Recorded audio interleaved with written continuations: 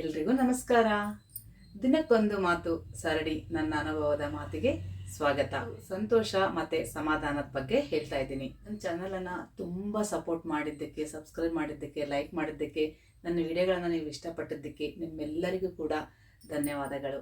ನಮ್ಮ ಹತ್ರ ಏನಿದೆ ಅದರಲ್ಲಿ ನಾವು ಸಂತೋಷ ಪಡೋದನ್ನು ಕಲಿಬೇಕು. ನಮ್ಮ ಹತ್ರ ಎಷ್ಟು ದುಡ್ಡಿದೆ, ನಾವೆಷ್ಟು ಶ್ರೀಮಂತರಿದ್ದೀವಿ ಅನ್ನೋದಲ್ಲ.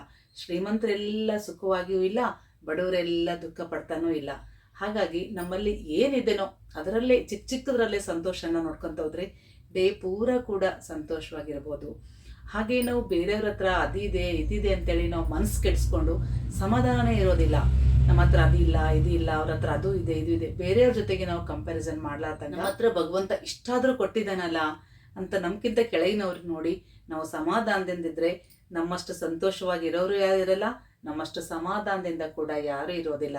ಹಾಗಾಗಿ ನೀವು ಬೇರೆಯವ್ರ ಜೊತೆಗೆ ಕಂಪ್ಯಾರಿಸನ್ ಮಾಡ್ಲಾರ್ದಂಗ ಆ ದಿನ ಆ ಕ್ಷಣ ಇದು ಮುಖ್ಯ. ನಮಗೆ ನಾಳೆ ಏನಾಗುತ್ತೋ, ನಾಳೆ ನಿನ್ನೆ ಏನಾಯ್ತೋ ಅಂತ ನೆನೆಸ್ಕೊಂಡು ನಾವು ಮನಸ್ಸನ್ನು ಅಸಮಾಧಾನವಾಗಿ ಇಟ್ಕೋತೀವಿ.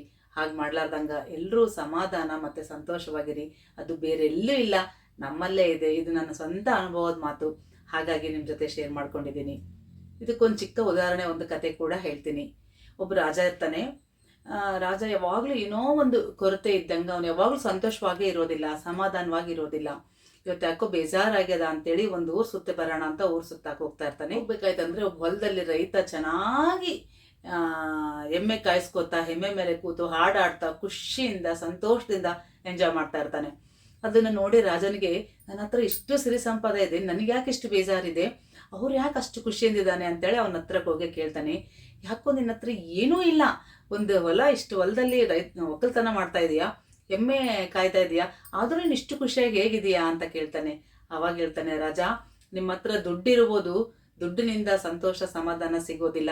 ನಾನು ಇವತ್ತು ಏನಾದ ನಾನು ಇದರಲ್ಲೇ ಖುಷಿಯಾಗಿದ್ದೀನಿ, ಇದರಲ್ಲೇ ಸಂತೋಷವಾಗಿದ್ದೀನಿ, ನಾನು ಮಾಡುವಂಥ ಕೆಲಸದಲ್ಲೇ ನಾನು ಸಂತೋಷನ ಹುಡುಕೋತೀನಿ, ಅದರಿಂದನೇ ನನಗೆ ಸಮಾಧಾನ ಕೂಡ ಸಿಕ್ಕತ್ತೆ ಅಂತ ಹೇಳ್ತಾನೆ.